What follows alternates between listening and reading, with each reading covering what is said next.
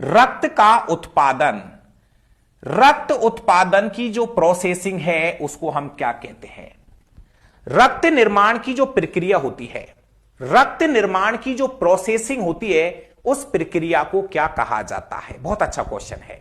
Question यह है कि रक्त के उत्पादन की जो प्रोसेसिंग होती है उस प्रक्रिया को क्या कहा जाता है? तो इस प्रोसेसिंग को हम बोलते हैं हीमोपोएसिस। हीमोपोएसिस। प्यारे विद्यार्थियों देखिए, एक्चुअली हीम जो शब्द आता है ना, ये हीम शब्द ब्लड के लिए ही आएगा। होने को तो हीमोलाइसिस भी है, लेकिन रक्त के निर्माण की जो प्रोसेसिंग होती है उस प्रोसेसिंग को हीमोपोएसिस कहा जाता है। इरिथ्रोपोएसिस, आरबीसी के निर्माण की प्रक्रिया को बोलते हैं इरिथ्रो। भैया आरबीसी का लैटिन नाम होता है इरिथ्रोसाइट।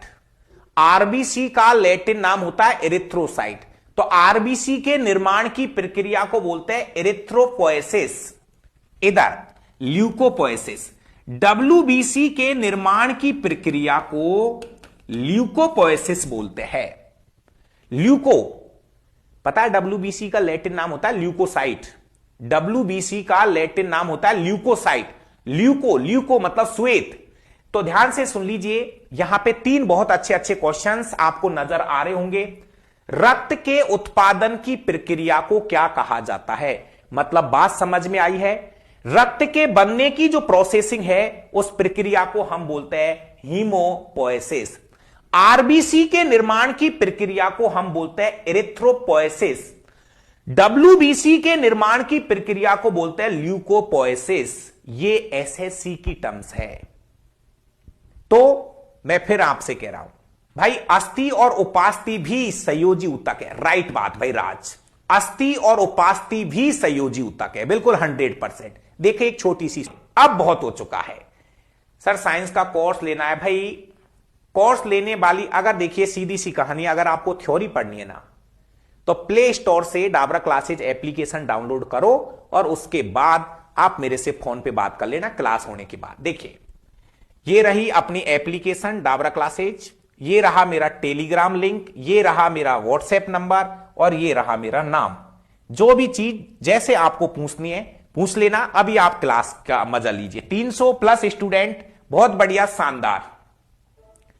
क्वेश्चन करो भाई आराम आराम से। चलो भाई, समय नहीं, टाइम वेस्ट नहीं करो। आ जाइए 5वें क्वेश्चन पर। एक सामान्य व्यक्ति में, सबको पता है, टिक करिए, आया हुआ क्वेश्चन है एनटीपीसी का, 101% पुराने एनटीपीसी का क्वेश्चन है ये। लगाओ भाई, बिल्कुल भाई। जयफूल नमस्कार, बांदी कुई धौलपुर से सबका नमस्कार, मेरे सभी भाइयों को राम राम नमस्कार। चलिए, एक सामान्य व्यक्ति में ब्लड की मात्रा होती है, सबको पता है। एक सामान्य व्यक्ति में ब्लड की मात्रा लगभग 5 से 6 लीटर होती है। ऐसा माना जाता है कि महिलाओं में आधा लीटर ब्लड क्या रहता है? कम रहता है।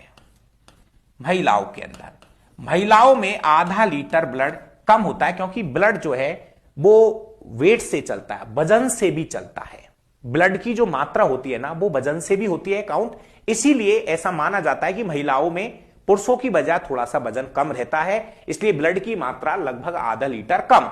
नॉर्मली क्वेश्चन है, छोटा सा क्वेश्चन है, एक सामान्य व्यक्ति में ब्लड की मात्रा कितनी होती है? 5 से 6 लीटर। सबने आंसर टेक दिया है, बहुत बढ़िया। अगला क्वेश्चन, क्वेश्चन नंबर 6।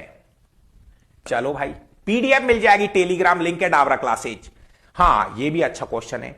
हर एक क्वेश्चन वो है जो कहीं ना कहीं एसएससी और रेलवे ने पूछा हुआ है। 100% दावे के साथ कह रहा हूं, हर एक वो क्वेश्चन जो कहीं ना कहीं रेलवे और एसएससी ने पूछा है। लेकिन एक बात ये मजेदार है कि मैं आपको क्वेश्चन सिस्टमैटिक ढंग से करा रहा हूं।